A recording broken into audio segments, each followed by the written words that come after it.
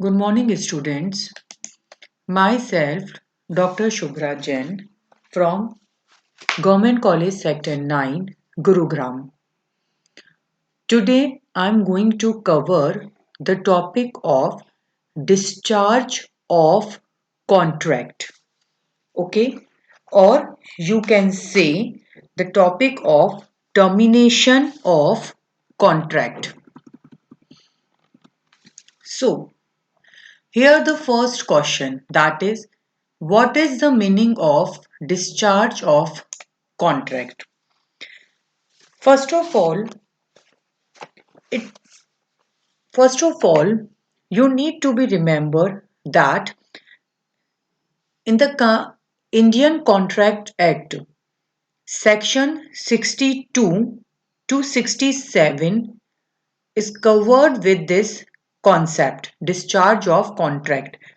Okay Indian contract act के section 62 से 67 में डिस्चार्ज ऑफ कॉन्ट्रैक्ट को कवर किया गया है see now what is the meaning of discharge of contract here is the meaning a contract is said to be discharged when the object और obligations is fulfilled the liability of either party under the contract comes to an end. In other words, discharge of contract means termination of the contractual relationship between the parties. This is why the rights and duties in terms of contractual obligations were set up when the parties originally entered into the contract. It means students, contract में क्या होता है parties होती हैं to और more than parties होती हैं जो एक एग्रीमेंट करती है जो कि बाद में कॉन्ट्रैक्ट में कन्वर्ट हो जाता है उस कॉन्ट्रैक्ट में क्या होता है एक पार्टी को कुछ वर्क पूरे करने होते हैं जिसके बदले में दूसरी पार्टी उसको कोई कंसिडरेशन पे कर रही होती है या कोई भी कंसिडरेशन कर रही होती है ओके सो अगर फर्स्ट पार्टी को जो भी काम कंप्लीट करना है या जो भी ऑब्लिगेशंस कंप्लीट करने हैं जब उन्होंने वो काम कर दिया इसका मतलब कि कॉन्ट्रैक्ट परफॉर्म हो गया है ठीक है और अगर कॉन्ट्रैक्ट परफॉर्म हो गया तो उसके बाद कॉन्ट्रैक्ट फिनिश हो गया that is called discharge of contract example like mister A and mister B दो पार्टीज हैं उनके बीच में ये कॉन्ट्रैक्ट हुआ है कि मिस्टर ए अपनी कार मिस्टर बी को 1 लाख रुपीस में सेल करेंगे जिसके बदले में मिस्टर बी उनको 1 लाख रुपीस पे करेंगे specified time and specified date पर वो वहां मिले मिस्टर ए ने अपनी कार मिस्टर बी को हैंड ओवर कर दी और मिस्टर बी ने उसके बदले में उनको 1 लाख रुपीस पे कर दिए तो this is called discharge of contract contract perform हो गया यानी कि अब वो डिस्चार्ज हो गया ये एक इसका सिंपल सा मीनिंग है ठीक है ना but we have a different type of modes of discharge of contract जो मैं फर्दर आपको इस स्लाइड में समझाऊंगी ठीक है डिस्चार्ज से मतलब यहां पर टर्मिनेशन से भी लिया जाता है ठीक है डिस्चार्ज ऑफ कॉन्ट्रैक्ट का पॉजिटिव वे में भी मीनिंग होता है और नेगेटिव वे में भी मीनिंग होता है ठीक है बट पॉजिटिव वे में तो इसका क्या मीनिंग है कि कॉन्ट्रैक्ट में पार्टीज की जो भी ऑब्लिगेशंस थी वो उन्होंने कंप्लीट कर ली है इट मींस अब कॉन्ट्रैक्ट रखने की जरूरत नहीं है तो वो डिस्चार्ज हो गया वो खत्म हो गया और नेगेटिव वे में ये होता है कि कोई भी ऐसा रीजन हो गया ठीक है जो अभी हम फर्दर आगे डिस्कस करेंगे जिसके कारण अब वो पार्टीज कॉन्ट्रैक्चुअल रिलेशनशिप्स में नहीं रह सकती हैं और इस कारण से हमने उस कॉन्ट्रैक्ट को टर्मिनेट कर दिया ओके सो दोनों ही वे में क्या हो रहा है कॉन्ट्रैक्ट तो खत्म हो जाएगा so that this is called discharge of contract okay now next a contract is deemed to be discharged that is concluded and no longer binding is the following circumstances now जैसा कि मैंने अभी आपको earlier बताया कि we have a different type of modes in discharge of contract. Discharge of contract बहुत different conditions में हो सकता है और उसमें ये हैं. First, discharge by performance. Second, discharge by mutual consent or agreement. Third, discharge by impossibility of performance. Fourth, discharge by lapse of time. Fifth, discharge by operation of law. Sixth, discharge by breach. Now, these are the forms कि किस किस तरीके से contract discharge हो सकता है. Next. Here, the first is discharge by performance. This is the first mode of termination of the contract. Okay. Now, when the respective parties of the contract perform their share of the promises, it is said to be the contract is discharged. It is called as natural mode of discharge, which I told you earlier. ठीक है कि positive way में एक contract का discharge यानी कि finish यानी कि खत्म कब हो रहा है कि उस कॉन्ट्रैक्ट में जितनी भी पार्टीज थी उन सारी पार्टीज ने अपने सारे ऑब्लिगेशंस एंड प्रोमिसेस कंप्लीट कर दिए हैं यानी कि कॉन्ट्रैक्ट कंप्लीट हो चुका है. तो जब कॉन्ट्रैक्ट कंप्लीट हो गया तो वो ऑटोमेटिकली क्या हो गया, खत्म हो गया यानी कि डिस्चार्ज हो गया. तो this is the positive way कि जिनके बीच में कॉन्ट्रैक्ट हुआ था उन्होंने अपना काम कर लिया है. Now there is no need to make a contract. अब उनके उस कॉन्ट्रैक्ट के रहने की जरूरत नहीं है तो कॉन्ट्रैक्ट अपने आप ही खत्म हो गया. ठीक है. नाउ परफॉर्मेंस में बी सी. अब जो परफॉर्मेंस है वो दो तरीके की हो सकती है. परफॉर्मेंस ऑफ कॉन्ट्रैक्ट में जो मैंने इससे अर्लियर आपको चैप्टर पढ़ाया था उसमें मैं बता चुकी हूं आपको कि कॉन्ट्रैक्ट में जो भी ऑब्लिगेशंस होती हैं मतलब पार्टीज ने एक दूसरे से जो भी प्रोमिसेस किए हैं जब वो प्रोमिसेस परफॉर्म कर दिए जाते हैं तो उसको हम क्या कहते हैं, परफॉर्मेंस ऑफ कॉन्ट्रैक्ट कहते हैं.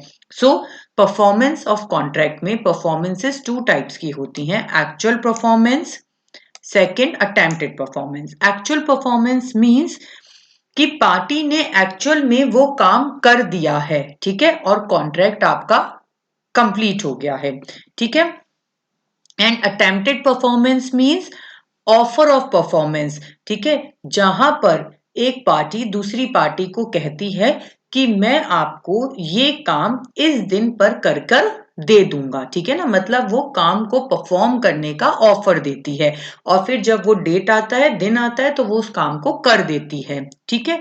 सो इन शॉर्ट आपको क्या समझना है कि अगर एक कॉन्ट्रैक्ट में पार्टीज के जो भी प्रोमिसेस हैं उन पार्टीज ने एक दूसरे को वो प्रॉमिस कंप्लीट करके दे दिए हैं तो कॉन्ट्रैक्ट परफॉर्म हो गया. अब जब कॉन्ट्रैक्ट परफॉर्म हो गया यानी कि कॉन्ट्रैक्ट कंप्लीट हो चुका है तो ये है first mode of discharge of contract. अब उस कॉन्ट्रैक्ट की नीड नहीं है, वो खत्म हो गया. ठीक है. Now next second mode of discharge है डिस्चार्ज बाय एग्रीमेंट. सेक्शन 62 में इसको एक्सप्लेन किया गया है. Okay. Now what is this? If the parties to a contract agree to substitute a new contract for it or to rescind or alter it, the original contract need not to be performed under the heading effect of novation, recession and alteration of contract. It means कि contract में जो भी parties involve हैं अगर वो आपस में mutually agree करती हैं कि वो पुराने कॉन्ट्रैक्ट को एक न्यू कॉन्ट्रैक्ट से सब्स्टिट्यूट करना चाहती हैं, बदलना चाहती हैं, तो इस दैट केस जो ओल्ड कॉन्ट्रैक्ट है उसको परफॉर्म करने की नीड नहीं होगी. ठीक है. क्योंकि उसकी जगह कौन ले लेगा, न्यू कॉन्ट्रैक्ट ले लेगा. नाउ अब ये वर्क कितने तरीके से हो सकता है? ये वर्क 5 वेज में होता है. These are the ways: novation, alteration, remission, waiver, accord and satisfaction. These are the ways जिनसे एक पार्टी एक कॉन्ट्रैक्ट में इन्वॉल्व पार्टीज उस कॉन्ट्रैक्ट को न्यू कॉन्ट्रैक्ट से सब्स्टिट्यूट कर सकती है. Now the first word is novation. When the parties to a contract agree to substitute the existing contract with a new contract, this is called novation. Means parties एक दूसरे से ये तय कर रही हैं कि वो अपने पुराने कॉन्ट्रैक्ट को एक नए कॉन्ट्रैक्ट से सब्स्टिट्यूट कर रही हैं. से फॉर एग्जांपल ए और बी के बीच में ये कॉन्ट्रैक्ट हुआ था कि ए बी को 100 क्विंटल व्हीट इस सो एंड सो रेट पे सेल करेगा इस दिन.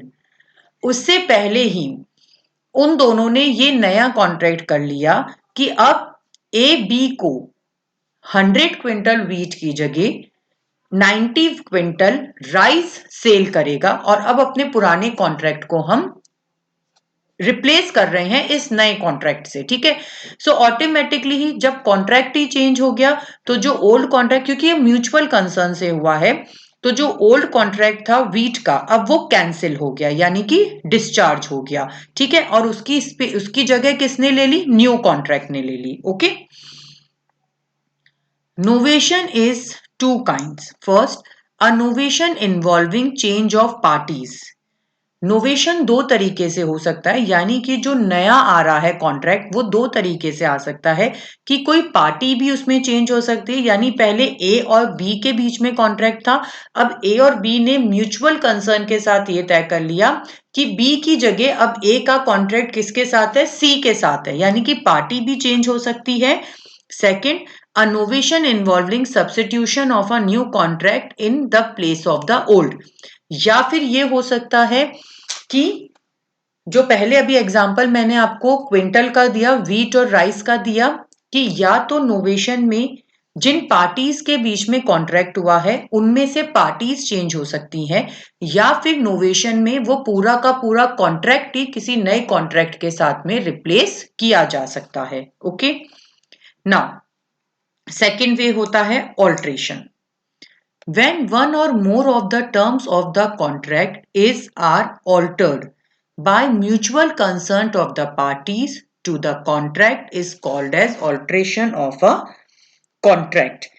It means contract same है, parties भी same है, but पार्टीज आपसी म्यूचुअल अंडरस्टैंडिंग से उस कॉन्ट्रैक्ट की एक या एक से ज्यादा टर्म्स को चेंज करना चाहती हैं. तो इन दैट केस भी क्या होगा कि कॉन्ट्रैक्ट ऑल्टर हो जाएगा. ठीक है ना. कि मान लीजिए पहले उन्होंने 80 रुपीज रेट रख रखी थी, अब वो ये चाहती हैं कि रेट को 60 कर दिया जाए, या वॉट एवर कोई भी टर्म्स एंड कंडीशन में चेंजेस कराना चाहती है कि पहले उनको इस प्लेस पर डिलीवरी चाहिए थी, अब वो इस प्लेस पे डिलीवरी चाहती है. बट ये दोनों पार्टीज की म्यूचुअल अंडरस्टैंडिंग से होना चाहिए. सो एक ये वे होता है डिस्चार्ज बाय एग्रीमेंट में. ठीक है. नेक्स्ट, रिमिशन मीन्स सेक्शन 63 में एप्लीकेबल है ये. About the discharge of contract by remission, it means the acceptance of lesser sum than what was due from the promisor, or acceptance of a lesser fulfillment of the promise made. It means एक तरीका ये है कि parties आपस में ये तय करें कि मान लीजिए मिस्टर ए को मिस्टर बी को 60,000 का पेमेंट करना है, बट अब मिस्टर ए मिस्टर बी को कहते हैं कि I can pay 40,000 rupees. Okay. और मिस्टर बी इसके लिए रेडी हो जाए. ठीक है. और कॉन्ट्रैक्ट को इस तरीके से पूरा किया जाए. ओके. तो lesser sum. Okay. Next, lesser fulfilment of the promise made.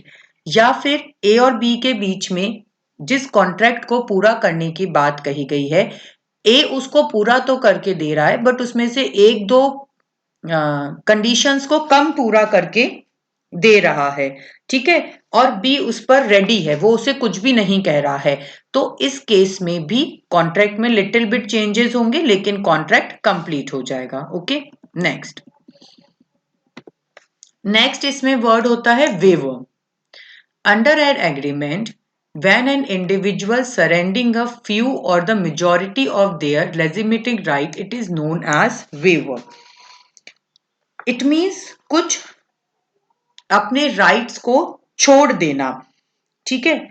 For example, ए और बी के बीच में कोई कॉन्ट्रैक्ट तय हुआ, ठीक है. अब ए के पास में उस कॉन्ट्रैक्ट से रिलेटेड 5 राइट्स थे, ठीक है ना. लाइक मान लीजिए, जैसे हम एक एग्जांपल लेते हैं, जैसे ए ने बी को ये कहा कि मैं आपको ये so and so painting draw करके दूंगा, पेंटिंग बना के दूंगा, ठीक है ना. बट बाद में बी ने ए को पेंटिंग बना के देने से मना कर दिया, ठीक है. सो इन दैट केस अब क्या है कि अगर ए बी को इस बारे में कुछ भी नहीं कह रहा है, ए का राइट है कि वो बी को बोल सकता है, लेकिन अब वो कुछ भी नहीं बोल रहा है इस बारे में, तो वो अपने इस राइट को छोड़ रहा है, ठीक है. तो in that case he is surrendering the right. Okay, so this is called the waiver. Okay, next, accord and satisfaction. An accord is an executory contract to perform an act that will satisfy an existing duty. An accord suspends but does not discharge the original contract. ठीक है? Means, पहले इसको read पूरा करके बताती हूं मैं. And satisfaction क्या होता है? Satisfaction is the performance of the accord which discharge the original contractual obligations ends but does not discharge the original contract. For example, like जो मिस्टर ए हैं, for example A and B दो parties हैं. ए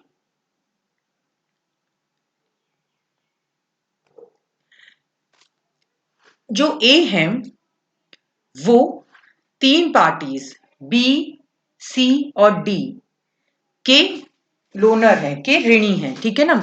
ए को B, सी और D तीनों को payment करना है, but A have a insufficient amount. So A ये कहता है कि because I am declaring myself as an insolvent, so I'm not able to pay full amount.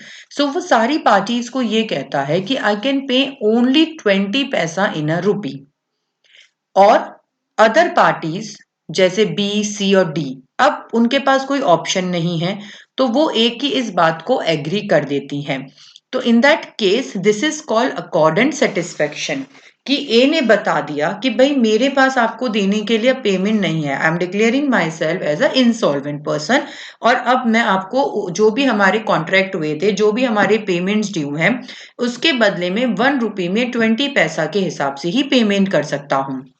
और जो अदर पार्टीज हैं वो अब उस चीज पे हाँ कर देती हैं और अपना वही पेमेंट लेकर सेटिस्फाइड हो जाती हैं. तो this is called accord and satisfaction.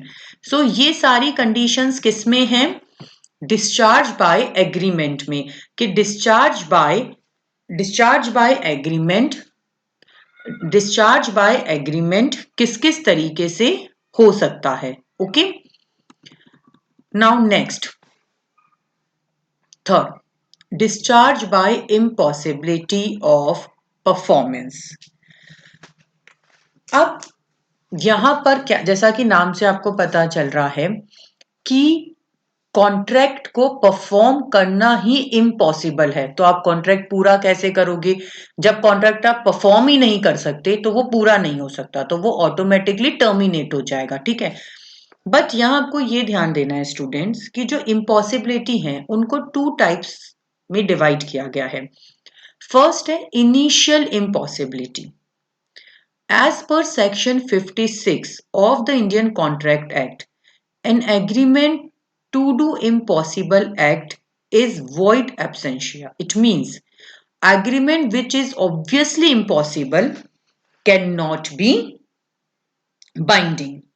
As जैसा हम बता रहे हैं कि इनिशियल इम्पॉसिबिलिटी का मतलब ये है कि जब एग्रीमेंट बनाया गया था उसी समय ये बात डिसाइडेड थी कि इस एग्रीमेंट को पूरा ही नहीं किया जा सकता है. तो वो एक्ट ही इम्पॉसिबल है। तो in that case agreement first stage पे वॉइड एब्सेंशिया, मतलब जब वो एग्रीमेंट बना था, जब वो कॉन्ट्रैक्ट बना था, तभी उसको परफॉर्म करना इम्पॉसिबल था, तो वो उसी टाइम से एज अ टर्मिनेटेड ही था। सेकेंड होता है subsequent and supervening impossibility. A contract sometimes becomes impossible or unlawful and as a result void when capable to be performed after formation. It means कुछ इम्पॉसिबिलिटीज ऐसी होती हैं जो कि एग्रीमेंट और कॉन्ट्रैक्ट के बनने के बाद में हो जाती हैं। ठीक है, अब वो रीजंस अलग अलग होते हैं जो मैंने यहां पर बता रखे हैं, ये वो रीजंस हैं। ठीक है, कुछ रीजंस या कभी कभी कुछ कंडीशंस ऐसी हो जाती हैं जिनके कारण कॉन्ट्रैक्ट का परफॉर्म होना इम्पॉसिबल हो जाता है, उसको हम कहते हैं सब्सिक्वेंट या सुपरवीइंग इम्पॉसिबिलिटी। यहां पर ये कॉन्ट्रैक्ट वॉइड कब हो जाता है, जबकि इन कंडीशंस के कारण अब उसको पूरा नहीं किया जा सकता, इसलिए वो टर्मिनेट हो जाता है। इनिशियल इम्पॉसिबिलिटी में वो डे वन से ही क्या होता है, वॉइड होता है। ओके, नाउ अब हम बढ़ते हैं। The performance of a contractual obligation may become subsequently impossible on a number of grounds, and they are like this: distraction of subject matter, change of law, non-occurrence of an event, personal incapacity or death, outbreak of war। ये वो conditions हैं जिन conditions में उस contract को perform करना impossible हो गया है, इसलिए अब वो कॉन्ट्रैक्ट टर्मिनेट हो गया है। See, like first is destruction of subject matter. Means जिस प्रोडक्ट, मान लीजिए कि जिस प्रोडक्ट के लिए, जिस आइटम के की परचेजिंग के लिए कॉन्ट्रैक्ट किया गया है, अब वो प्रोडक्ट ही डिस्ट्रॉयड हो गया, तो आप कॉन्ट्रैक्ट को कैसे परफॉर्म करोगे? परफॉर्म नहीं कर सकते, तो वो कॉन्ट्रैक्ट अपने आप ही क्या हो जाएगा, आपका टर्मिनेट हो जाएगा। चेंज ऑफ लॉ मींस जब कॉन्ट्रैक्ट किया गया था तब वो काम लीगल था, बट बाद में कंट्री में लॉ चेंज होने के कारण उस काम को, उस वर्क को इलीगल डिक्लेयर कर दिया गया, तो अब आप उस कॉन्ट्रैक्ट को पूरा नहीं कर सकते, तो वो कॉन्ट्रैक्ट अपने आप ही टर्मिनेट हो गया। Non occurrence of an event, ठीक है, जो कॉन्ट्रैक्ट किया गया है वो किसी पर्टिकुलर इवेंट को करने के लिए किया गया है, ठीक है, लेकिन अब वो इवेंट नहीं किया जा सकता किसी भी रीजन से। ठीक है, जैसे फॉर एग्जांपल कुछ इस तरीके का कॉन्ट्रैक्ट किया गया है कि हम सो एंड सो टाइप की रैली ऑर्गेनाइज करेंगे, ठीक है ना, ठीक है, लेकिन या हम इस तरीके का कोई फेयर लगाएंगे, लेकिन किसी कंडीशंस के कारण मान लो उस सिटी में या उस कंट्री में उस तरीके की चीजों को बैन कर दिया गया है कि अभी आप उनको परफॉर्म नहीं कर सकते हो, तो अब आप वो इवेंट कर ही नहीं सकते हो, तो आप कॉन्ट्रैक्ट भी पूरा नहीं कर सकते। पर्सनल इनकैपेसिटी और डेथ, जैसे आपको पता चल रहा है कि अगर किसी पर्सन के साथ कॉन्ट्रैक्ट किया गया है, अब उस पर्सन की डेथ हो गई, तो कॉन्ट्रैक्ट परफॉर्म नहीं हो पाएगा। ठीक है, and outbreak of war, for example मान लीजिए हमने किसी एक पार्टी एक कंट्री की और दूसरी पार्टी दूसरी कंट्री की है, और अब उस फ्रेंड कंट्री के साथ में आपकी कंट्री की वॉर स्टार्ट हो गई है, ठीक है, या किसी भी कारण से अब आप उसके साथ बिजनेस नहीं कर सकते हो, ठीक है, तो इन दैट केस अब उस कॉन्ट्रैक्ट को परफॉर्म नहीं किया जा सकता। So these are the reasons of impossibility of performance, कि जब आप परफॉर्म ही नहीं कर सकते हो, आप कॉन्ट्रैक्ट कंप्लीट कर ही नहीं सकते, तो वो कॉन्ट्रैक्ट आपका क्या माना जाएगा, डिस्चार्ज या फिर terminated. Okay, next, discharge by lapse of time. ठीक है, हमारा जो इंडियन कॉन्ट्रैक्ट एक्ट है बच्चों, उस पे एक लिमिट, उसी के साथ में एक और एक्ट होता है, लिमिटेशन एक्ट 1963। हर कॉन्ट्रैक्ट को कंप्लीट करने का कुछ ना कुछ स्पेसिफाइड टाइम पीरियड होता है। सो दैट कि जो कॉन्ट्रैक्ट की पार्टीज हैं उनको उस कॉन्ट्रैक्ट को उस स्पेसिफाइड टाइम पीरियड में उन ऑब्लिगेशंस को कंप्लीट करने का टारगेट मिल सके। जिन कॉन्ट्रैक्ट्स में स्पेसिफाइड टाइम नहीं होता है वहां पर रीजनेबल टाइम होता है, ये मैं आपको पहले भी कई बार बता चुकी हूँ। तो अगर किसी कॉन्ट्रैक्ट को पूरा करने का वो टाइम लैप्स हो चुका है, ठीक है, सो इन दैट केस वो कॉन्ट्रैक्ट ऑटोमेटिकली ही डिस्चार्ज हो जाएगा। ठीक है, कि भाई आपको अगर कोई स्पेसिफाइड टाइम दे रखा है कि आपको सो एंड सो टाइम पर ही इस कॉन्ट्रैक्ट को कंप्लीट करना है, ठीक है, लेकिन आप उस कॉन्ट्रैक्ट को पूरा नहीं कर रहे हैं, तो वो कॉन्ट्रैक्ट अपने आप ही क्या हो जाएगा, आपका लैप्स हो जाएगा। Okay, next, discharge by operation of law. A contract can be discharged by operation of law, which includes insolvency, death, or promisor, and also merger unauthorized alteration. एक तरीका कॉन्ट्रैक्ट को डिस्चार्ज करने का होता है जो कि ऑपरेशन ऑफ लॉ मीन्स कानून के द्वारा, कानून इंटरफेयर करता है, लॉ इंटरफेयर करता है, कोर्ट इंटरफेयर करती है और उस कॉन्ट्रैक्ट को डिस्चार्ज करती है। इसमें यूजुअली जो रीजंस होते हैं वो होते हैं आपके merger, unauthorised alteration and insolvency. ये वो रीजंस होते हैं जिनके कारण अब कॉन्ट्रैक्ट को परफॉर्म करना इजी नहीं है, नहीं किया जा सकता, तो कोर्ट इंटरफेयर करती है और उस कॉन्ट्रैक्ट को फिनिश कर देती है। Okay, next, discharge by breach of a contract. Breach of contract, breach of contract means खंडन द्वारा समाप्ति।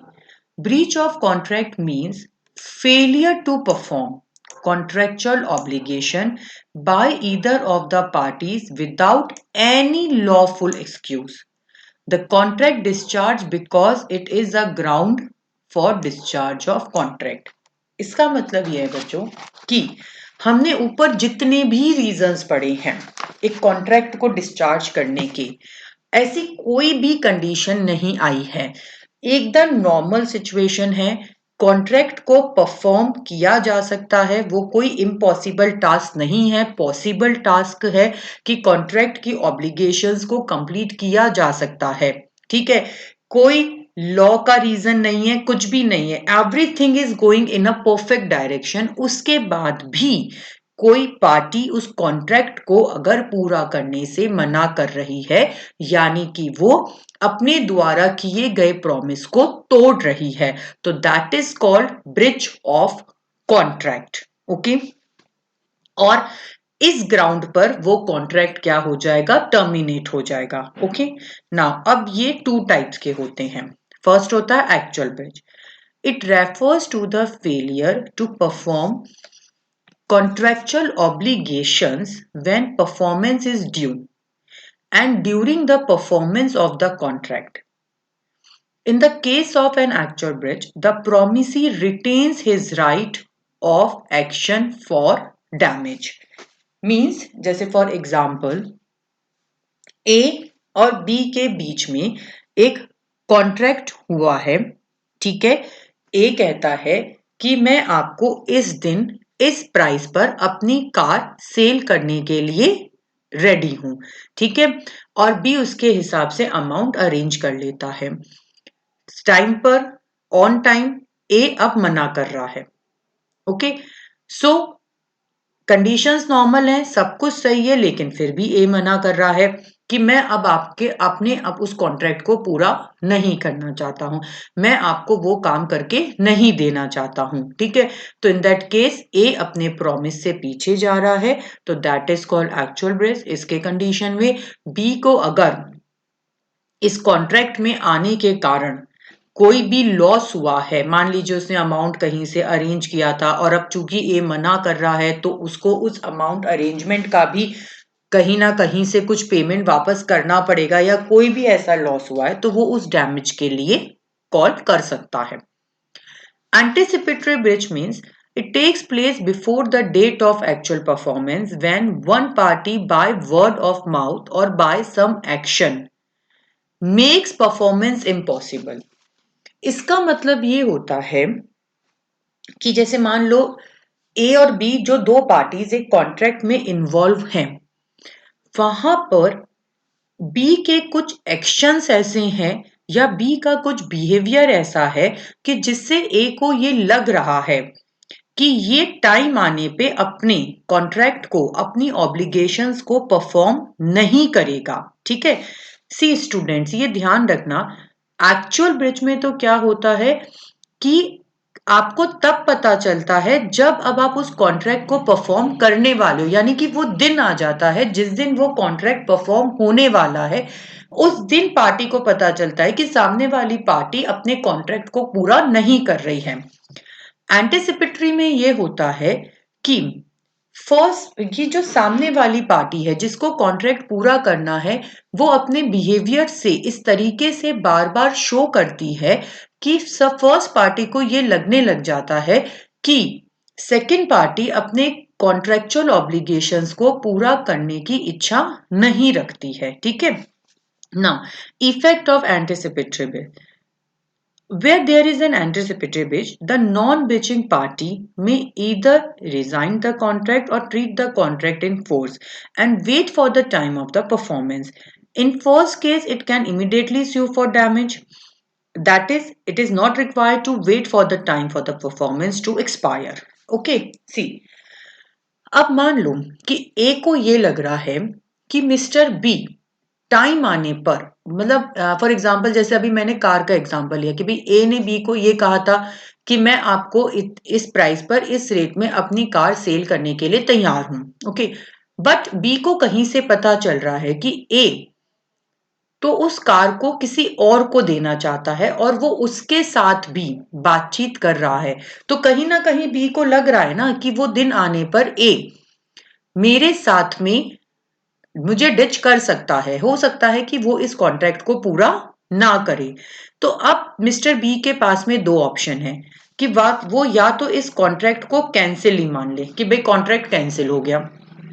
ठीक है, अब अगर वो रिजाइन द कॉन्ट्रैक्ट मान लेंगे कि कॉन्ट्रैक्ट कैंसिल हो गया, तो वो इमीडिएटली उसी समय पे स्यू कर सकते हैं डैमेज के लिए, या फिर वो वेट करे उस परफॉर्मेंस वाले दिन के आने का कि जब उस कॉन्ट्रैक्ट को परफॉर्म होना था वो तब तक के लिए वेट करे, फिर जब वो कॉन्ट्रैक्ट परफॉर्म ना हो तब फिर वो अपने डैमेज के लिए स्यू करे। ये उन पे डिपेंड करता है कि उस पार्टी को किस तरीके से एक्शन लेना है।